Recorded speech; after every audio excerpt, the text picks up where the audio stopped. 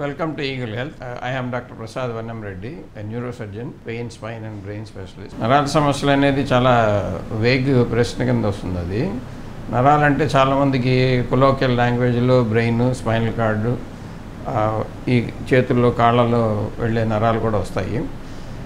దేనికి వచ్చినాను primitive యానిమల్స్లోను, primitive సెల్స్లోను ఈ బ్రెయిన్ అనేది మొత్తం బాడీని కంట్రోల్ చేసే ఒక వ్యవస్థ. అది బ్రెయిన్ అంటే సెంట్రల్ ప్రాసెసింగ్ యూనిట్ లాంటిది, కంప్యూటర్కి. అది లేకపోతే మిగతా పనులు బాడీలో ఎక్కడ అవ్వవు. బ్రెయిన్ నుంచి శరీరంలో మిగతా భాగాలకు వెళ్ళడానికి స్పైనల్ కార్డ్ అని అది బయలుదేరుతుంది. అక్కడ వెన్నుపాము నుంచి మిగతా నరాలు కాళ్ళలోకి, చేతుల్లోకి, శరీరంలో ప్రతి అవయవానికి చేరుకోవడానికి నరాలు వెళ్తాయి. అయితే నరాల బలహీనత, నరాల వ్యాధులు అన్నది చాలా మట్టుకు సైన్స్కి సంబంధించి పెరిఫరల్ నర్వ్స్ అంటాము, కాళ్ళలోకి, చేతుల్లోకి వెళ్ళేవి. అది కాకుండా నరం అంటే బ్రెయిన్ కూడాను పరిగణలోకి తీసుకుంటారు చాలామంది. అలా కాదు, బ్రెయిన్ కానీ స్పైనల్ కార్డ్ కానీ నరం కింద అనుకున్నాను. మొత్తానికి నరాల బలహీనత అనేది మెదడుకు సంబంధించిన జబ్బుల వల్ల రావచ్చు, అలాగే స్పైనల్ కార్డుకి సంబంధించిన జబ్బుల వల్ల రావచ్చు. ఇంకోటి ఈ బయటికి చేతుల్లోకి, వాటిలోకి తాళలాగా అంటే కేబుల్స్ లాగా వెళ్ళేవి కూడా కావచ్చు అనమాట. వీటిలో ఎక్కడ జబ్బులు వచ్చినా నరాల బలహీనత కింద ఇన్ జనరల్ మన తెలుగు భాషలో అట్లా పరిగణలోకి తీసుకుంటూ ఉంటారు. బ్రెయిన్కి సంబంధించి అంటే పక్షవాతం, ఎక్కువ మందికి తెలిసిన పక్షవాతం. స్పైనల్ కార్డ్కి సంబంధించిందంటే దెబ్బలు తగలటం, పైనుంచి కింద పడిపోయి నడుమెరకు కొట్టుకోవడం, మెడెరకు కొట్టుకోవడం, అది స్పైనల్ కార్డ్కి సంబంధించి. కాళ్ళకి, చేతులకు పోయేదంటే ఈ రోజులు చాలా మటుకు ఈ యాక్సిడెంట్స్లోను వాటిలోనూ తోలు ఊడిపోవటం, దాంతోపాటు నరాలు కూడా దెబ్బతింటాం, అలాగే కత్తులతోటి పొడుచుకోవడం, ఇవన్నీ చాలా సాధారణంగా చూసే విషయాలు. ఇవి కత్తులతో నరికినప్పుడు నరాలు కూడా తగ్గిపోతూ ఉంటాయి. వాటి వల్ల కూడా నరాలు సంబంధించిన జబ్బులు వస్తాయి.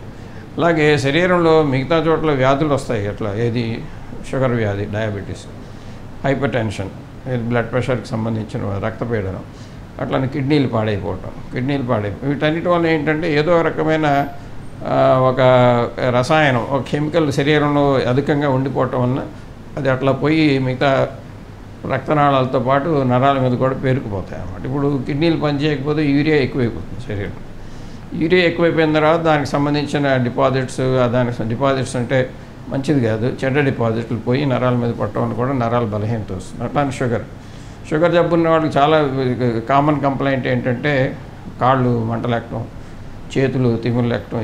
ఇవి ఎందుకు జరుగుతాయంటే ఆ షుగర్ ఎక్కువ అవటం వలన అది పోయి నరాల మీద పేరుకుపోయినప్పుడు నరాల్లో ప్రవహించాల్సిన కరెంటు లాంటిది దానికి ప్రోగ్రెస్ రావడం చాలా కష్టం అవుతుంది.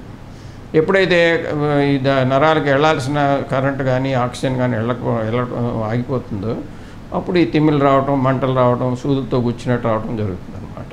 ఇది కూడా నరాల బలహీనత కింద లెక్కలోకి తీసుకుంటారు. అయితే అంటే కామన్గా మనుషులు వాడే నరాలు బలహీనంగా ఉంటుంది అంటే జనరల్ వీక్నెస్, శరీరంలో హిమోగ్లోబిన్ తక్కువైపోవటం, ఇవి మాత్రం కాదు. శరీరంలో హిమోగ్లోబిన్ తక్కువైపోయినా మనుషులు బలహీనంగా ఉండటం, అలాగే తినటం సరిగ్గా లేనప్పుడు చిన్నపిల్లలు చాలా బక్కగా అయిపోతూ ఉంటారు, అది కూడా బలహీనత కింద వస్తుంది. అవన్నీ నరాల బలహీనతలోకి మనం లెక్క తీసుకోకూడదు. అందుకని నరాల బలహీనతని ఎవరైనా సరే మన దగ్గరికి వచ్చి దాని గురించి ప్రస్తావన తెచ్చినప్పుడు మెదడు నుంచి శరీరానికి వెళ్ళే వెన్నుపాము నుంచి బయటికి పాక్కుంటూ వచ్చే నరాలు, వీటన్నిటిని కూడా మనం పరిశీలించి వాటిని ఎగ్జామినేషన్లో తీసుకోవాల్సి వస్తున్నాము. ఇది నరానికి సంబంధించిన జబ్బు ఈ రక్తపోటు వలన రావచ్చు, శరీరంలో షుగర్ పెరిగిపోవడం రావచ్చు, కిడ్నీలు ఫెయిల్ అవ్వటం రావచ్చు, అలాగే లివర్కి సంబంధించిన జబ్బుల్లో కామెర్లైన్ వస్తూ ఉంటాయి, వాటి వల్ల కూడా రావచ్చు. ఇవి కాకుండాను మిగతా దెబ్బలు తాగటం వల్ల నరాలు పాడైపోతాయి. అట్లానే మెదడులో కానీ స్పైనల్ కార్డులు కానీ ట్యూమర్లు రావటం, రక్త ప్రసారం లేకపోవడం, స్ట్రోకులు రావటం, ఇవన్నీ జరుగుతాయి కదా. ఇవన్నీ కూడాను ఎవరైనా సరే ఒక స్పెషలిస్ట్ డాక్టర్ దగ్గరికి పోయి చూపించుకోవటం వల్ల మనకి ఈ సమస్యలకు సంబంధించిన సమాధానం దొరికే అవకాశం ఎక్కువగా ఉంటుంది. మొదట్లో ఎప్పుడైతే మనకి ఇనీషియల్ స్టేజెస్లో ఉన్న జబ్బులు కనుక్కోవటం వలన దానికి ఇచ్చే ట్రీట్మెంట్ ఎఫెక్టివ్గా ఉంటుంది, దానికి ఇచ్చే ట్రీట్మెంట్ వల్ల ఎక్కువ ప్రభావం వస్తుంది అనమాట. అలాగే నరాల బలహీనతగా అంటున్నారు డాక్టర్లు, ఇది చిన్న ఇంజక్షన్ ఇచ్చుకుంటే సరిపోతుంది. లేకపోతే యూజువల్గా ఈ దేశంలో ఏంటంటే మందుల కొట్టులో వాళ్ళ దగ్గర ట్రీట్మెంట్ అయిపోతుంది. మందుల కొట్టులో మందులు అమ్మేవాళ్ళు డాక్టర్లు కాదు. వాళ్ళకి మీరు ఇచ్చిన జబ్బులకి మీరు చెప్పిన సిమ్టమ్ తోటి ఆయన ఏదో మందులు ఇచ్చాయంటే అది మీకు సరిపోతుందని చెప్పి ఎప్పుడు అనుకోకూడదు. లోపల ఉండే జబ్బు దానివల్ల పెరిగిపోయే అవకాశం ఉంటుంది. పెరిగిపోయిన జబ్బుని ట్రీట్మెంట్ ఇవ్వడం చాలా కష్టంగా ఉంటుంది. ఆఖరి స్టేజ్లో పోయి ఆ డాక్టర్ సరిగ్గా పనిచేయలేదు, ఈ హాస్పిటల్లో సరిగ్గా చూడలేదు అంటాం కూడాను సరైన కంప్లైంట్ కాదు. కాబట్టి మీకు జబ్బులు వచ్చినప్పుడు డాక్టర్ దగ్గరికి వెళ్ళాలి. మీ సమస్యను బట్టి దానికి సరిపడే డాక్టర్ లేకపోతే దానికి సంబంధించిన స్పెషలిస్ట్ దగ్గరికి వెళ్ళటం వల్ల మీకు సరైన వైద్యం జరిగే అవకాశం ఉంటుంది. Thank you. Like and subscribe Eagle Health and Beauty.